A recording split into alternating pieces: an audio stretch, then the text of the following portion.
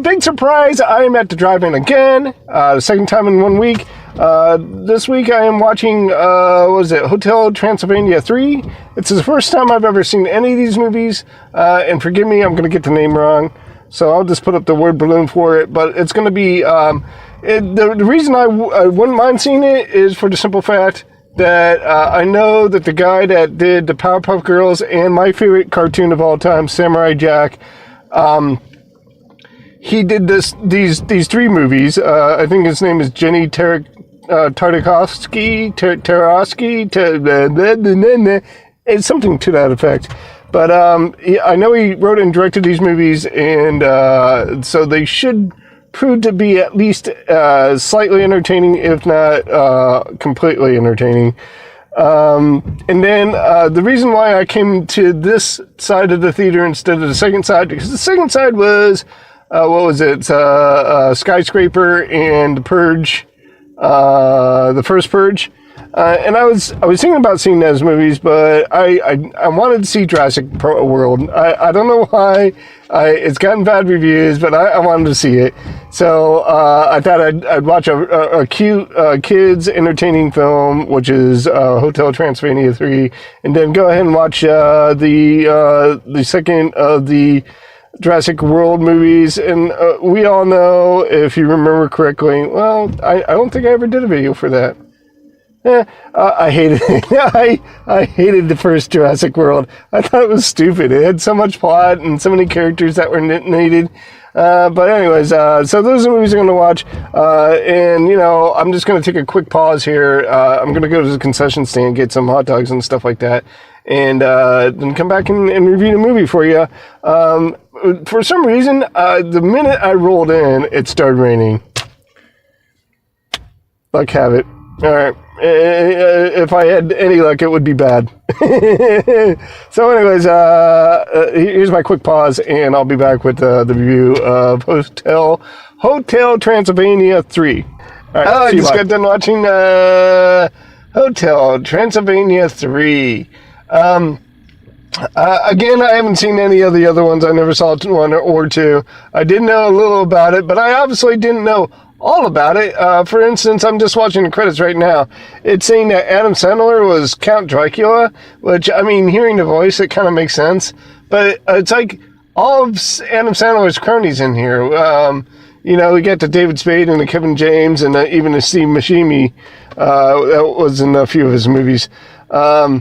And with that said, it wasn't as bad as you would think Adam Sandler would turn out. It did have the directing and writing of Jenny Tartakovsky. Again, I'm going to flash up the name on that, and I forgive me for mispronouncing it, but it's Powerpuff guy and Samurai Jack guy. All right. So with that said, so you have the Powerpuff Girls, which was very little action and a lot of comedy, and you got Samurai Jack, that was a little comedy and a lot of action. This movie was somewhere in between. Unfortunately, it didn't equal up to the quality of any of those cartoons. It was okay. Some of the jokes actually made me laugh out loud. Some of the jokes didn't land with me at all and left me scratching my head. The story itself was okay. It was fun. It was light. It was airy. It really didn't have any consequence to it. At the end, here's a story plot. Mr. Count Dracula, who's running a hotel, you could guess that by the title of the movie, is extremely stressed out, or as at least his daughter thinks he's extremely stressed out. So she plans a cruise. So they go on a cruise to none other than Atlantis, which turned out to be just an allegory for Las Vegas. And they have to go via the Bermuda Triangle to get there. So there's one scene where they are sightseeing and they see like a volcano and stuff like that. And that was nicely animated, And like I said, some of the jokes hit pretty well. Some of the jokes didn't. The rest of the plot was basically you have a character that's introduced in the very beginning of the film. It's Van Helsing, the famous vampire hunter. And he has vowed revenge on Count Dracula. And we soon learn that the captain of the boat, who's played by, I forget what the character's name is, but it's a female. And, of course, Dracula, what they call zings with her, is the monster equivalent of Love at First Sight, as explained in the movie. And she turns out to be his Van Helsing's great-great-granddaughter or great-granddaughter, give or take a great. So that's the plot of the story, is that Van Helsing has this evil plot to destroy Dracula, and he's using his daughter, or great-great-granddaughter, as a pawn in this plot. And unfortunately, it really doesn't pay off all that well. The end of it, the conclusion of it, wasn't clever or funny or adventurous. It was just kind of stupid. But again, it did have some laughs in it. It was non-offensive, and it was an adequate time at the movie. So I'm going to give it a big old 75%. 75.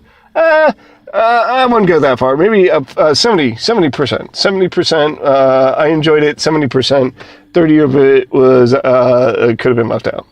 All right. So it's concession time and popcorn time, basically. But after that, it's going to be dinosaurs and evil raptors and stuff like that. It is Jurassic World that's coming up next. So let's take a quick pause, and I'll tell you what I think about that movie after I see it. All right, I'll talk to you guys after the movie. See you, bye. You're not boring us. That movie was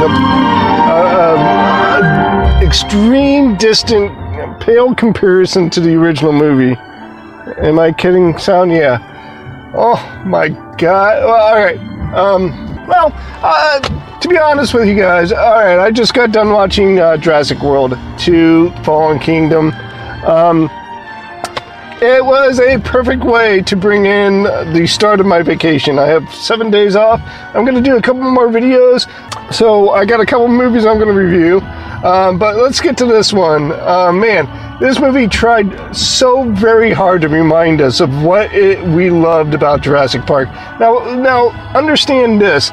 Jurassic Park is probably one of my favorite movies of all time. It goes down with T2. Terminator 2, I unabashedly love that movie. That movie, even with the cheesy parts in it, is just so great and so fun. And it makes you feel for the characters and feel for the story. And that's what Jurassic Park did. Jurassic Park had a great premise to it, and it had great characters to it, and you believed it from beginning to end. You every single plot step that you took, you're like, all right, that makes sense. All right, that makes sense. And not only did it make sense, but it made you care more and more about the character. I'm getting kind of hot, so I'm going to turn it on. This movie was not exactly that. There were hot and cold spots in this movie. For every moment that it gave me, I'm like, all right, I can be on board. I can enjoy this movie. Right after that, it just seemed like all the protagonists in this movie made all the right choices, and all the antagonists of this movie made all the wrong choices. So for every good point of this movie, the antagonist would come on and make a really dumb choice and just make me hate this film. And there were several times throughout this movie that I this is the reason why I love to drive in, because I can sit in my car and just yell, "You dumbass! This is such a stupid movie." And I don't have to worry about bothering my neighbors. And I love that. That's the reason I come. All right, so this movie tried really hard to remind us of Jurassic Park. There were like extreme visual cues that they gave us to remind us of what we loved about Jurassic Park. There was one scene in particular where Claire, one of the main protagonists of the movie, tapped something on the ground to get the attention of the dinosaur, just like the little girl did in the kitchen scene in Jurassic Park, where she tapped the ladle on the ground to attract attention of the raptor. There's another scene that was completely unneeded, where there's a dinosaur outside the window, and it purposely, there was a slow shot of it, like, trying to handle a couple times, and then completing that handle, the turn of the handle, and then opening the door. That was just a callback to the original, where Laura Dern said, well, we'll be safe as long as they can open doors. And then the very next scene, you see them opening doors. I'm going to turn this off too. There was several of those visual cues in there that just kept on. They're like, hey, we're Jurassic Park. We're just the continuation of it, and it's not the case. These movies have become pale comparisons, pale shadows of that great movie, and they keep on trying to recapture that moment, that feeling of the first movie, and they fail miserably. Now, did I hate this movie? No, I didn't hate this movie. There was a couple good sequences in it. There was one in particular at the end where they were running through the mansion, and we have three protagonists trying to get away from the raptor. And I thought that was a really engaging part of that story. I actually got into that. I was on board all the way up until the end when of that whole entire scene until its conclusion of that. And then like this movie, that particular scene ended kind of sloppy and kind of messy, and it was just not a good movie.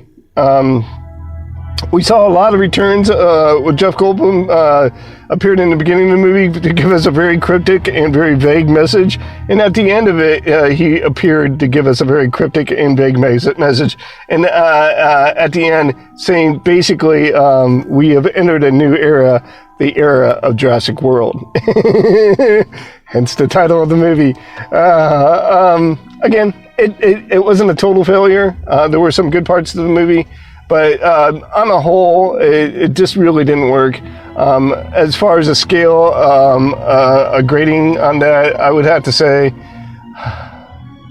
see, I hate to give it a worse grade than the first movie that I saw, which wasn't a really good movie either. Hotel Transylvania 3. I would have to say that I would give this movie like a 60%, because there was just some really stupid moments. There was another moment where the main hunter comes into the mansion, and there's a dinosaur in a cage, and he shoots it with his tranks, and it falls down, and he purposely opens the cage and gets in the cage. Now, there's a reason behind that, because they established shots before that where he was collecting teeth, and I'm guessing he was going to sell it to the highest bidder for its DNA.